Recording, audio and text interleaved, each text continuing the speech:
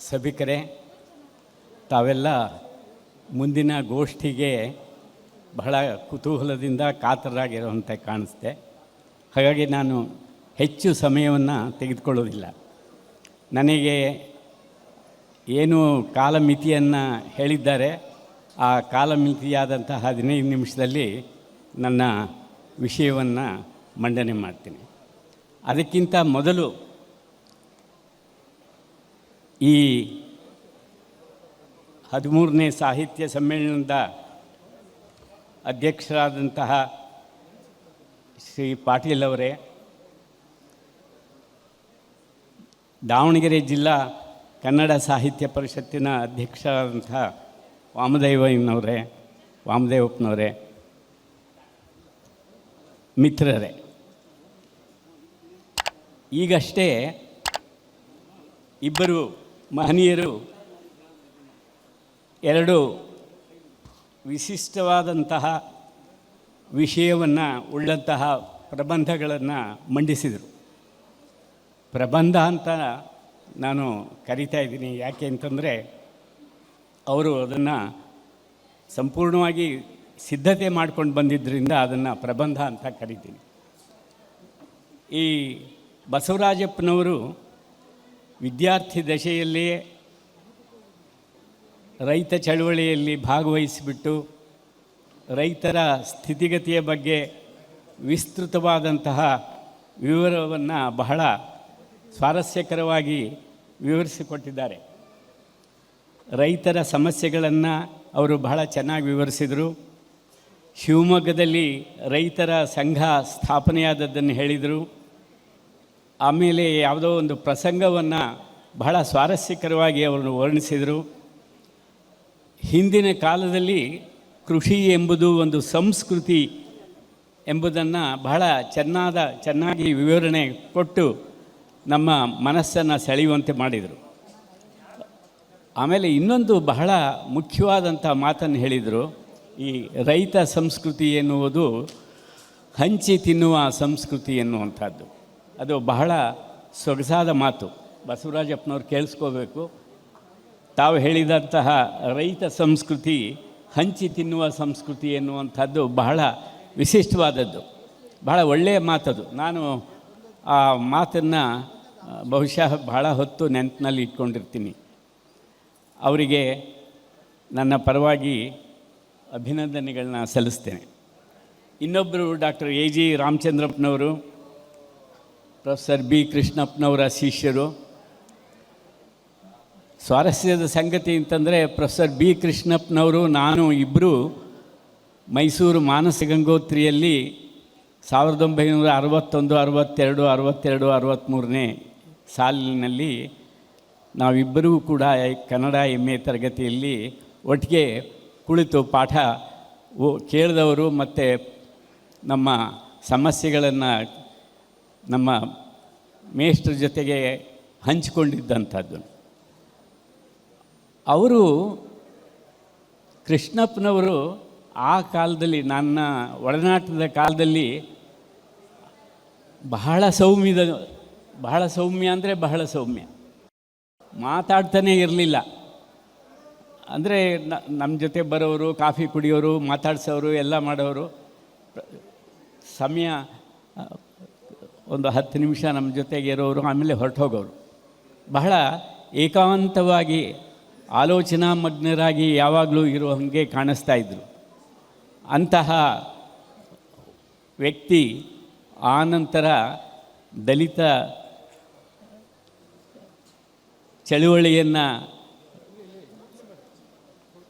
ಚಳುವಳಿಯನ್ನು ಪ್ರಾರಂಭ ಮಾಡಿದಾಗ ಅವರು ಹೇಗೆ ಆ ಚಳುವಳಿಯನ್ನು ಮುನ್ನಡೆಸಿದರು ಅನ್ನೋದನ್ನು ರಾಮಚಂದ್ರಪ್ಪನವರು ಬಹಳ ಚೆನ್ನಾಗಿ ಹೇಳಿದ್ದಾರೆ. ಜಾತಿ ಅಸ್ಪೃಶ್ಯತೆಯ ಬಗ್ಗೆ ಕೂಡ ವಿವರಣೆ ಬಹಳ ಚೆನ್ನಾಗಿ ಮಾಡಿದ್ದಾರೆ. ಬಿ ಕೃಷ್ಣಪ್ಪನವರು ದಲಿತ ಚಳುವಳಿಯನ್ನು ಹರಿಹರದಿಂದಲೇ ಆರಂಭಿಸಿದರು ಅಂತ ಹೇಳಿದ್ದಾರೆ. ಬಹಳ ವಿವರವಾದಂಥ ವಿವರಣೆಯನ್ನು ಕೊಟ್ಟಿದ್ದಾರೆ. ಹಾಗಾಗಿ ರಾಮಚಂದ್ರಪ್ಪನವರಿಗೆ ನನ್ನ ಅಭಿನಂದನೆಗಳನ್ನು ಸಲ್ಲಿಸ್ತೇನೆ. ಈಗ ನನ್ನ ವಿಷಯ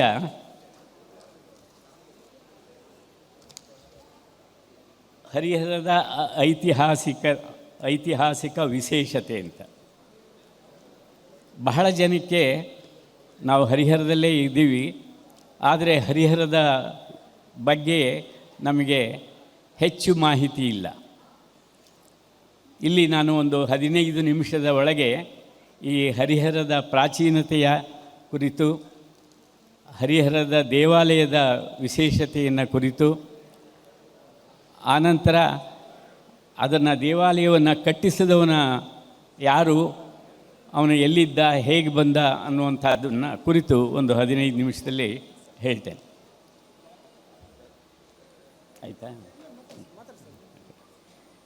ಈ ಹರಿಹರ ಅನ್ನುವಂಥ ಊರು ಇವತ್ತು ನಾವೇನು ಕರಿತಾ ಇದ್ದೀವಿ ಹರಿಹರ ಅಂತ, ಇದು ನೆನ್ನೆ ಮೊನ್ನೆಯ ಪಟ್ಟಣ ಅಲ್ಲ. ಇದು ಹರಿಹರದ ದೇವಸ್ಥಾನದ ಸುತ್ತಲೂ ನೀವು ಹೋಗಿ ನೋಡಿದರೆ ಅನೇಕ ಶಿಲಾಶಾಸನಗಳಿವೆ. ಅಷ್ಟೇ ಅಲ್ಲ, ಹರಿಹರದ ಸುತ್ತಮುತ್ತಲಿನ ಹಳ್ಳಿಗಳಲ್ಲೂ ಕೂಡ ಅನೇಕ ಶಿಲಾಶಾಸನಗಳಿವೆ. ಇವುಗಳ ಒಟ್ಟು ಸಂಖ್ಯೆ 53 ಶಿಲಾಶಾಸನಗಳು ಸಿಗ್ತವೆ. ಪ್ರೊಫೆಸರ್ BL ರೈಸ್ ಅನ್ನೋಂಥವರು ಅವರು ಆ ಎಲ್ಲ ಶಾಸನಗಳನ್ನು ಕರ್ನಾಟಕದಲ್ಲಿ ಹಳೆಯ ಮೈಸೂರಿನಲ್ಲಿ ಸಿಗುವಂತಹ ಎಲ್ಲ ಶಾಸನಗಳನ್ನು ಕ್ರೋಢೀಕರಿಸಿ ಎಪಿಗ್ರಾಫಿಯ ಕರ್ನಾಟಕ ಅಂತ ಹೇಳಿಬಿಟ್ಟು 12 ಸಂಪುಟಗಳನ್ನು ತಂದಿದ್ದಾರೆ.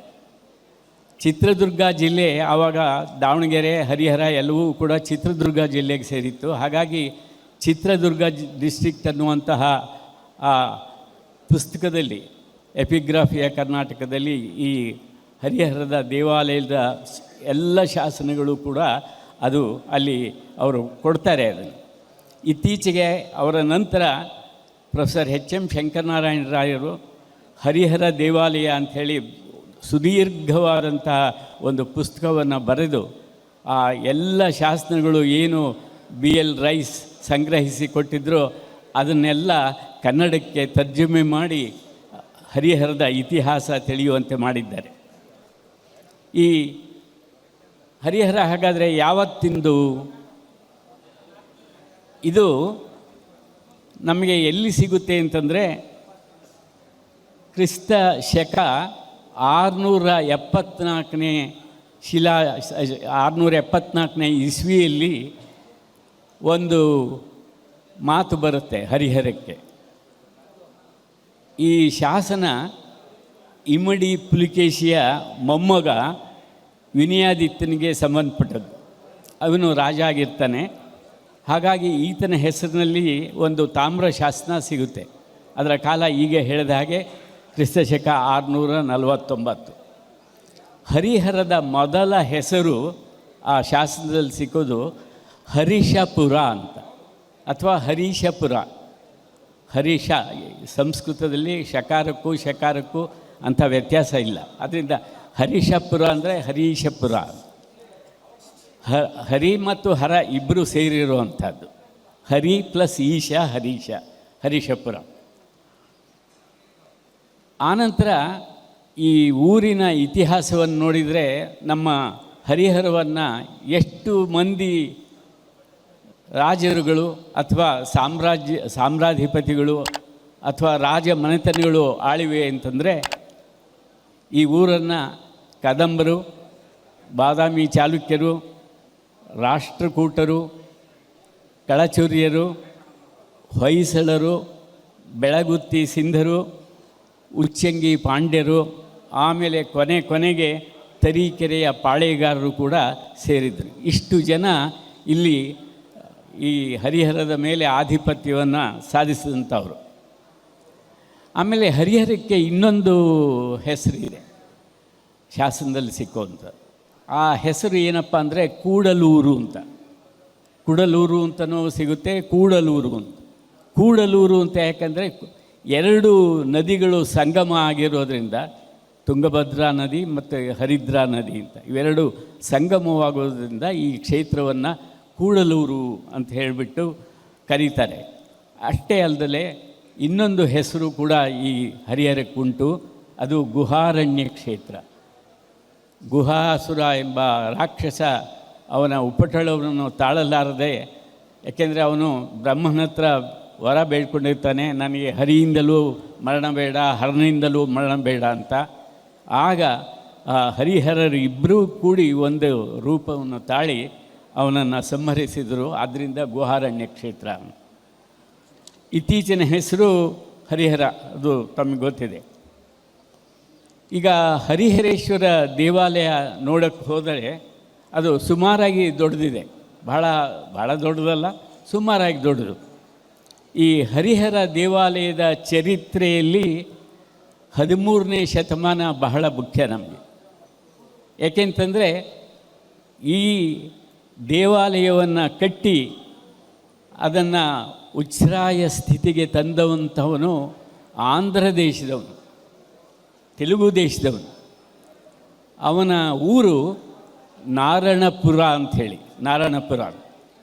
ಅಲ್ಲಿ ಈ ಪೋಲಾಳ್ವ ದಂಡನಾಥ ಅನ್ನುವಂಥ ಈತ ಹುಟ್ಟಿದ್ದು. ಆನಂತರ ಅವನು ಏನು ಮಾಡ್ತಾನೆ ಅಂತಂತಂದರೆ, ಹೊಯ್ಸಳರ ರಾಜರಾದಂತಹ ಚಕ್ರವರ್ತಿ ವೀರ ಬಲ್ಲಾಳ ಮತ್ತು ಅವನ ಮಗ ವೀರ ನಾರಸಿಂಹನ ಹತ್ತಿರ ಬಂದು ದಂಡಾಧಿಪತಿಯಾಗಿ ಬಹಳ ಚಾಕಚಕ್ಯತೆಯಿಂದ ಹೊಯ್ಸಳ ಸಾಮ್ರಾಜ್ಯವನ್ನು ಉಳಿಸಿಕೊಳ್ಳುವುದರಲ್ಲಿ ಅವನ ಪಾತ್ರ ಬಹಳ ದೊಡ್ಡದಿದೆ. ಈ ದೇವಸ್ಥಾನ ಬಹಳ ಸ್ವಾರಸ್ಯದ ಸಂಗತಿ, ದಯವಿಟ್ಟು ಎಲ್ಲ ಕೇಳಬೇಕು. ಈ ಮೊನ್ನೆ ಫೆಬ್ರವರಿ 1ನೇ ತಾರೀಕು 2024ನೇ ದಿನಕ್ಕೆ ಹರಿಹರ ದೇವಾಲಯವನ್ನು ಕಟ್ಟಿ ಸರಿಯಾಗಿ 800 ವರ್ಷಗಳಾಯಿತು. ಆ ಬಗ್ಗೆ ನಾನು ಪ್ರಜಾವಾಣಿಯಲ್ಲಿ ಒಂದು ದೊಡ್ಡ ಲೇಖನ ಬರೆದಿದ್ದೆ, ಹರಿಹರ ದೇವಾಲಯಕ್ಕೆ 800 ವರ್ಷ ಅಂತ ಹೇಳಿಬಿಟ್ಟು. ಸಭಾನು ಸಂವತ್ಸರದ ಮಾಘ ಶುದ್ಧ ಏಕಾದಶಿ ಗುರುವಾರದ ದಿನ ಇದನ್ನು ಕಟ್ಟಿಸ್ತಾನೆ. ನಾನು ಈಗಲೇ ಹಿಂದೆ ಹೇಳಿದೆ ಪೋಲಾಳ್ವ ಬಹಳ ದೊಡ್ಡ ದಂಡಾಧಿಪತಿಯಾಗಿದ್ದ ಅಂತ. ಅವನು ಹರಿಹರೇಶ್ವರ ದೇವಾಲಯವನ್ನು ಮಾತ್ರ ಕಟ್ಟಿಸಲಿಲ್ಲ, ಅದರ ಮೇಲೆ ಆ ಕಾಲಕ್ಕೆ 100 ಬಂಗಾರದ ಕಳಶಗಳನ್ನು ಇಟ್ಟು ವಿಜೃಂಭಣೆಯಿಂದ ಹರಿಹರದ ದೇವಾಲಯವನ್ನು ಅದನ್ನು ಉದ್ಘಾಟನೆ ಮಾಡ್ತಾನೆ. ಬಹುಶಃ ಆ ಕಾಲಕ್ಕೆ ಅಲ್ಲಿಯ ಹೊಯ್ಸಳ ರಾಜರುಗಳು ಕೂಡ ಬಂದು ಅದನ್ನು ನೋಡಿ, ಆ ವೈಭವವನ್ನು ನೋಡಿ ಅವನನ್ನು ಮೆಚ್ಚುಗೆ ಇದು ಮಾಡಿರಬೇಕು. ಯಾಕೆಂತಂದರೆ 100 ಬಂಗಾರದ ಕಳಶಗಳು ಅಂತಂದರೆ ಸಾಮಾನ್ಯದ್ದಲ್ಲ. ಅವನ ತನ್ನ ಏನೇನು ತಾನು ಗಳಿಸ್ಕೊಂಡಿದ್ದ, ತನ್ನ ಸಂಪತ್ತು ಏನಿತ್ತು ಎಲ್ಲವನ್ನೂ ಕೂಡ ದೇವರಿಗೆ ಅರ್ಪಣೆ ಮಾಡ್ತಾನೆ. ಅಲ್ಲಿ ಹರಿಹರೇಶ್ವರ ಮೂರ್ತಿ ಬಹಳ ಹಿಂದೆಯೇ ಇತ್ತು. ಯಾಕೆಂತಂದರೆ ಅದು ಸ್ವಯಂಭೂ ಮೂರ್ತಿ, ತಾನಾಗಿಯೇ ಉದ್ಭವ ಆದದ್ದು ಅಂತ ಹೇಳಿಬಿಟ್ಟು. ಹಾಗಾಗಿ ಇವನು ಬರೀ ಅದಕ್ಕೆ ಬಹುಶಃ ಆ ಕಾಲದಲ್ಲಿ ಬಹಳ ಚಿಕ್ಕ ಗುಡಿ ಇತ್ತು ಅಂತ ಕಾಣುತ್ತೆ. ಅದನ್ನು ತೆಗೆದುಬಿಟ್ಟು ದೊಡ್ಡ ದೇವಸ್ಥಾನವನ್ನು ಕಟ್ಟಿಸ್ತಾನೆ. ಅಷ್ಟೇ ಅಲ್ಲ, ಈ ಪೋಲಾಳ್ವ ದಂಡನಾಥ ಬಾನುವಳ್ಳಿ ಅಂತ ಇದೆ ಹರಿಹರದ ಸಮೀಪದಲ್ಲಿ. ಆ ಬಾನುವಳ್ಳಿಯಲ್ಲೂ ಕೂಡ ಒಂದು ಲಕ್ಷ್ಮೀನಾರಾಯಣ ದೇವಸ್ಥಾನವನ್ನು ಕಟ್ಟಿಸ್ತಾನೆ. ಈ ಪೋಲಾಳ್ವ ದಂಡನಾಥನ ಬಗ್ಗೆ ಶಾಸನ ಏನು ಹೇಳುತ್ತೆ ಅಂತಂದರೆ, ಪೋಲಾಳ್ವ ದಂಡನಾಥ ಸತ್ಯವಂತ, ಯಾವಾಗಲೂ ಸತ್ಯವಂತ, ಸುಳ್ಳು ಹೇಳ್ತಾ ಇರಲಿಲ್ಲ. ಸಾಹಿತ್ಯಾಭಿಮಾನಿ, ಯಾಕೆಂತಂದರೆ ಇವನು ಹರಿಚಾರಿತ್ರ ಅನ್ನುವಂಥ ಷಟ್ಪದಿ ಕಾವ್ಯವನ್ನು ಬರೆದಿದ್ದ ಅಂಥೇಳಿ ಶಾಸನ ತಿಳಿಸುತ್ತೆ. ಆದರೆ ದುರ್ದೈವದಿಂದ ಆ ಷಟ್ಪದಿ ಕಾವ್ಯ ನಮಗೆ ಸಿಕ್ಕಲಿಲ್ಲ. ಸಿಕ್ಕಿದ್ದಿದ್ದರೆ ರಾಘವಾಂಕನಿಗಿಂತಲೂ ಮುಂಚೆ ಈ ಪೋಲಾಳ್ವ ದಂಡನಾಥ ಆ ಕೃತಿಯನ್ನು ರಚಿಸಿದ ಅನ್ನುವಂಥದ್ದು ಗೊತ್ತಾಗುತ್ತೆ.